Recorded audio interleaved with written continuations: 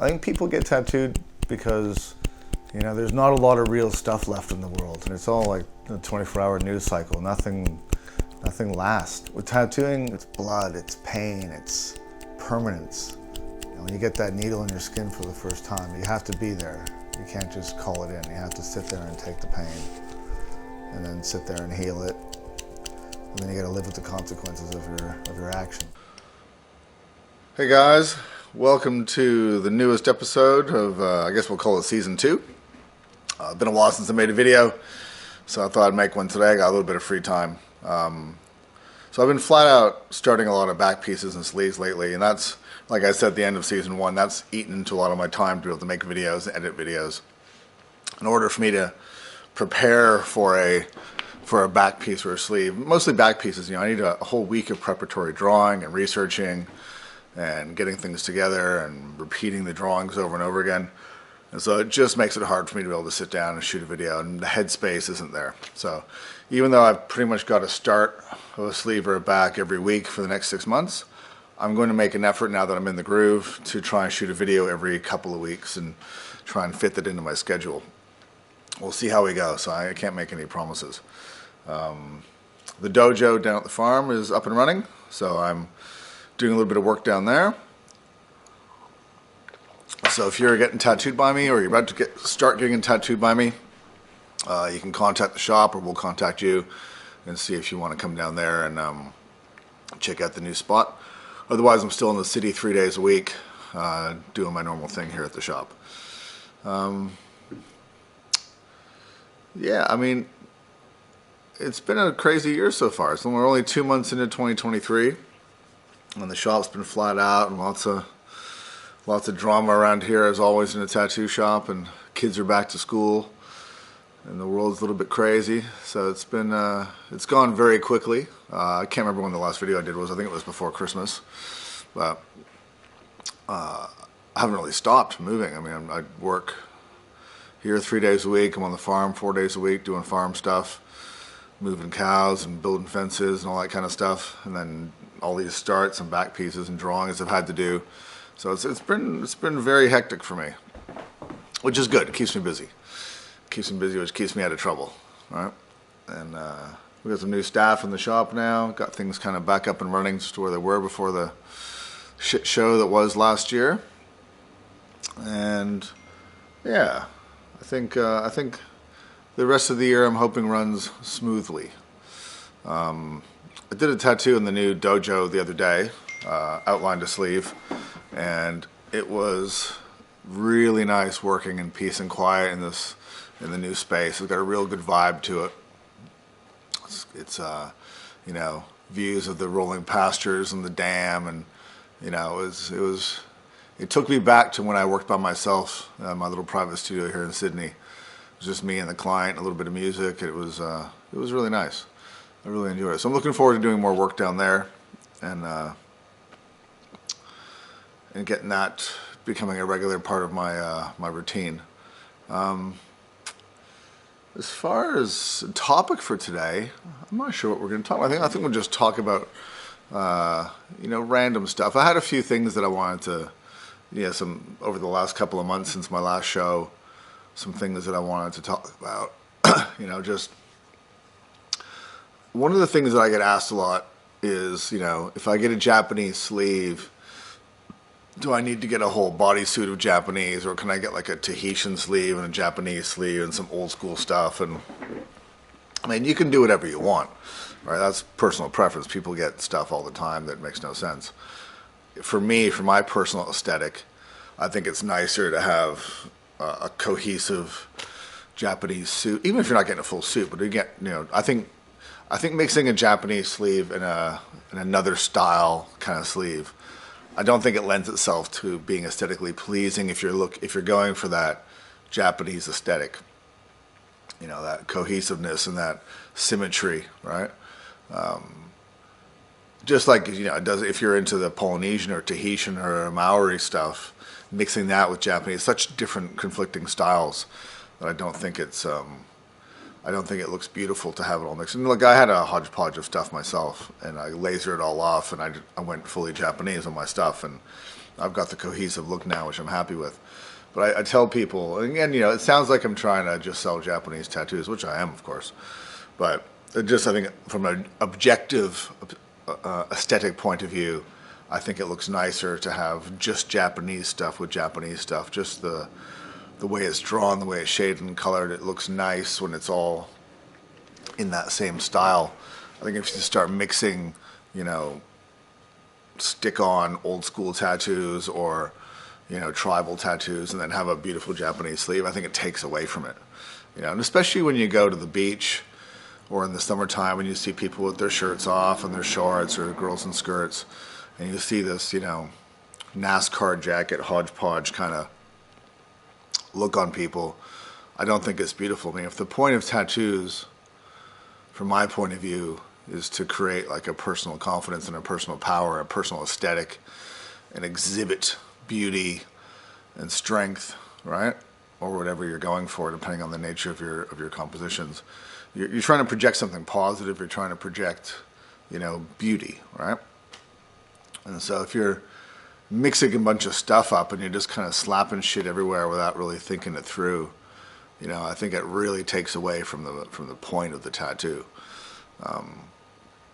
I see a lot of young people doing that now, getting these little tattoos all over their arms and little, just mixing and matching stuff. And I think, obviously being older, I've got a different perspective because I've lived a lot and I've seen stuff come and go. But you have to look at, how you are going to look when you're 40 with like little tiny stick-on tattoos all over you. And I have the guy that works for us here. He knows I'm talking about him, right?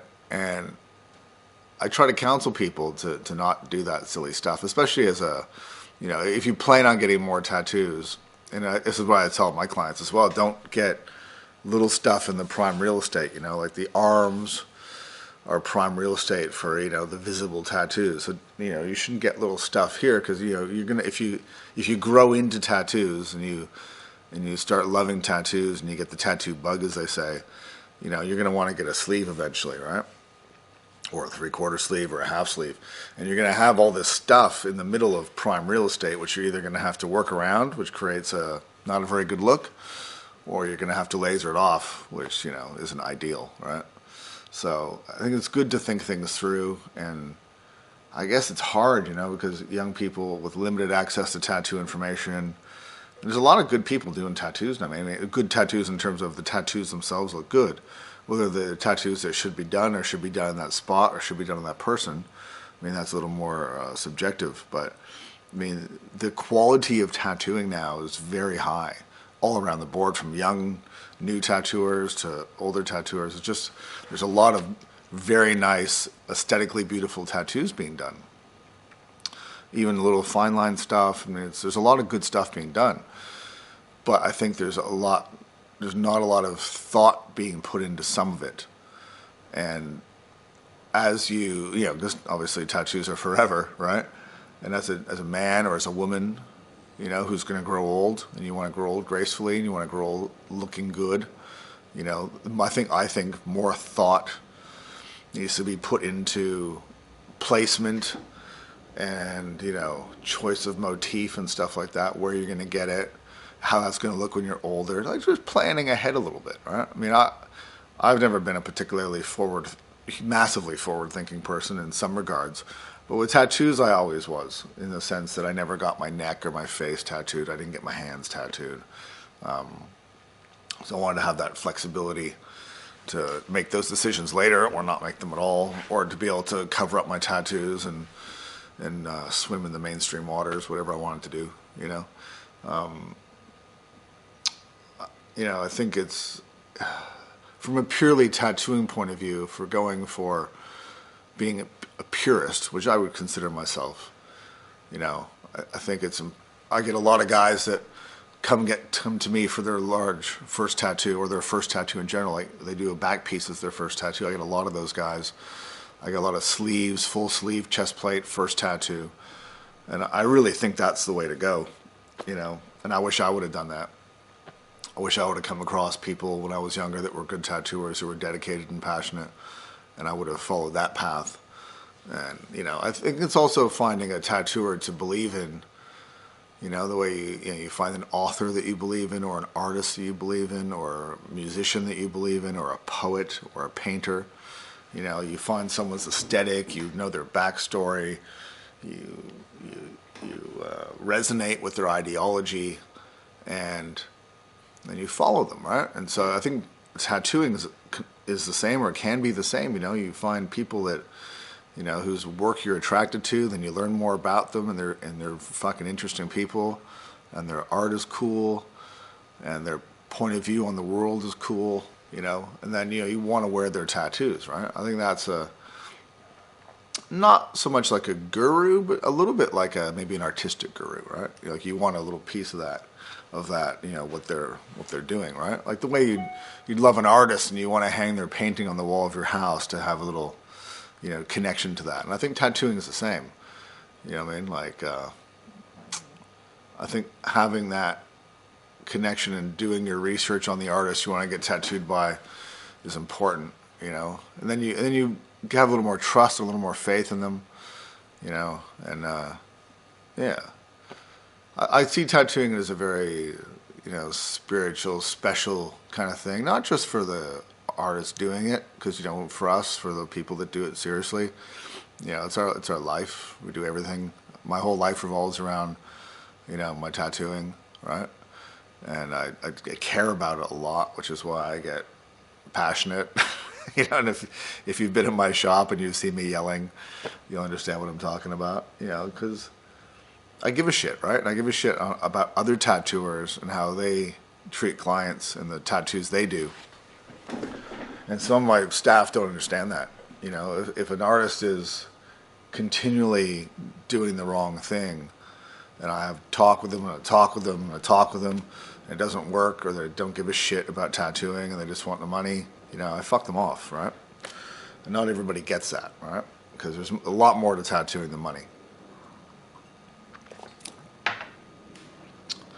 And that passion, it goes towards my work. Like, I was drawing a tattoo on yesterday. I was out drawing a back piece on, and somebody was like, "Oh, that's fucking awesome. Do you love it? Do you love it?" And I was like, "Well, I'm doing it, man. Like, I'm looking at it, and I'm looking for the fucking mistakes.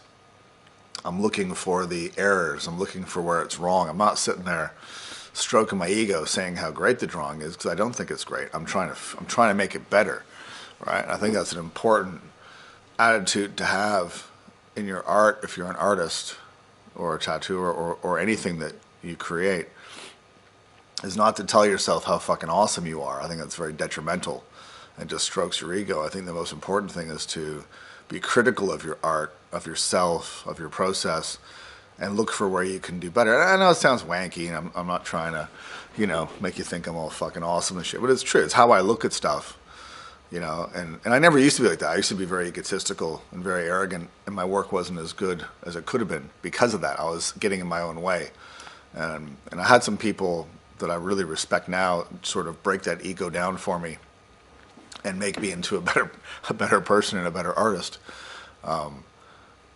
Because of that, because they recognized what my problem was, which was that I had a fucking ego problem, and I thought I was awesome, and I wasn't. And so now, since I've been cured of that, my attitude is to look at my work and be critical of it, and never be happy with it. I know when I say that, I mean never be like, oh, that's fucking awesome, it doesn't need anything else.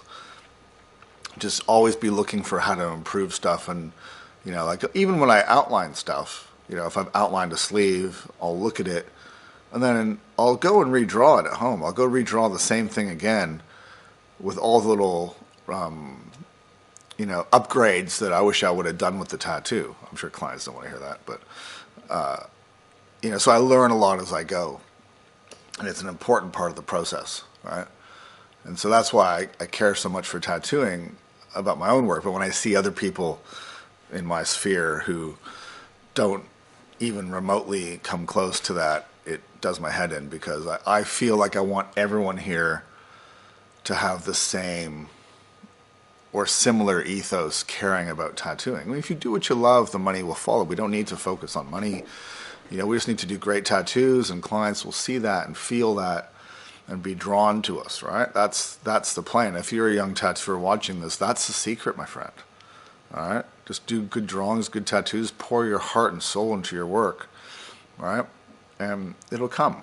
It'll come, right? So if you're trying to build a career, or you're trying to, you know, say get into Japanese tattooing or any other style, you just need to put the work in, right? I mean, I've been tattooing this will be my 30th year of tattooing. I started in 1993. And so for 30 years, I've dedicated my life to tattooing, you know, and I'm still not at the place where, you know, I feel like I'm fucking, you know, whatever. I'm still working hard. I'm still a student, you know, and I always will be, you know, especially with Japanese, especially with Tabori. I don't know that anyone has ever mastered Tabori in the sense that it's flawless. It's such a difficult art and such a difficult process and technique that requires 100% focus all the time, right? Because if you start going a little bit, you know, a little bit quick or a little bit sloppy, you know, the color and the shading doesn't lie, right? It's not like a machine where you just, meh. With Tabori, you really need, it's like driving a motorcycle, right? It's not like driving a car. If a car is a tattoo machine where you can kind of zone out, you got 4 wheels and you can space out and the car still keeps going straight. A motorcycle, when you're riding a motorcycle, you have to be focused, right? Because you're 2 wheels and fucking shit's going to hit you from the side and kill you. Trees, rocks, animals, whatever. That's a bit like Tabori. You need to be focused all the time. And if you go a little too fast or a little too slow, or you're a little too fucking loose, right? Your work looks like shit, right? So it's very much a focus thing, right? And so that's why I don't think it's possible to master it in the sense that the mastering is the practice, if you know what I mean, right? You can't just be like, yeah, I'm fucking awesome. You know what I mean? That's like, I'm throwing one fucking 3-pointer from the center line and like, I'm a great basketball player. Well, no, you need to keep doing that over and over and over and over and over again. And then the day you miss, right, you're no longer a master. And Tabori's like that. I mean, tattooing is like that in general. There was an incident that happened recently where a tattoo master, an old tattoo master, posted a photo of his latest work, and, you know, the internet didn't think it was good. And they insulted him a lot. It was very insulting and very disrespecting for somebody who'd contributed so much to tattooing. And, you know, a lot of the people that were disrespectful and insulting were people that didn't really know the extent to which this person had contributed and was part of tattooing. But they did anyways. The internet didn't care. And, you know, people defended him and you know, whatever. But you're really, it just shows that in the eyes of the world or the internet, you're only as good as your last tattoo, right? And so it's important to strive and to work hard, because you can never rest on your laurels. No different than if AC/DC does one last tour and they suck, that's going to be their legacy, right? Anyways, I'm just going off on a little tangent here. So, well, listen, I'm going to leave it there. I've got some more stuff to chat about, but I'll save that for next time. This was just a little intro, get me used to talking to the camera again. It's been a few months, so I hope you guys enjoyed. If you have any questions or ideas or things you want to hear about, I'm trying to do videos now that don't require a ton of research, just because I don't have time. Like I said, I've got all these fucking starts coming up. Some of them are quite complicated that require a lot of attention beforehand. So I'm just trying to do topics that I can just chat about. So if you have some ideas for some topics, hit me up in the comments or send me a DM, and I'll have a look at it and see what we think. Other than that, you guys stay cool. And for those asking, at the moment my wait list is about probably, to get started, probably a year and a half, year and change, year and a half. Doing consults usually within 4 to 6 months. And yeah, that's about it. All right, guys, I'll see you next time, maybe in a week, maybe in 2 weeks, but soon. And we'll go from there. Thanks for watching. See you later.